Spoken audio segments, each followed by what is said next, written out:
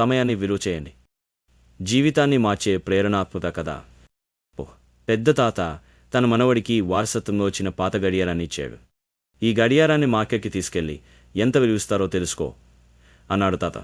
మనవడు గడియారాన్ని తీసుకొని మార్కెట్కి వెళ్ళాడు. అక్కడి వ్యాపారులు అతనికి 10 రూపాయల కంటే ఎక్కువ ఇవ్వలేకపోయారు. అతను నిరుత్సాహంగా తిరిగి వచ్చాడు. వాళ్ళు పాతది అన్నాడు మనవడు. తాత చిరునవ్వుతో అన్నాడు, మ్యూజియంకి తీసుకెళ్ళు. అతను మ్యూజియంకి వెళ్ళాడు. క్యూబ్లో ఉన్న అధ్యయనకుడు గడియారాన్ని జాగ్రత్తగా పరిశీలించాడు. ఇది ఒక అరుదైన పురాతన గడియారం. దీనికి 10,000 ఇస్తాము అన్నాడు. ఆ విషయం విని ఆశ్చర్యపోయిన మనవడు తాత దగ్గరికి పరిగెత్తుకుంటూ వచ్చాడు. తాత నెమ్మదిగా అతని భుజం మీద చేయి వేసి చెప్పాడు, మన విలువ మనం ఎక్కడున్నామన్న దానిపై ఆధారపడి ఉంటుంది. నీ విలువను గుర్తించని చోట ఉంటే కోపపడకు. అది నీకు సరైన స్థలం కాదు. ఎవరు నీ విలువను గుర్తించని చోట ఉండకు. నీ సమయాన్ని, శక్తిని, నీ విలువను అర్థం చేసుకోగల వారికి మాత్రమే ఇవ్వు.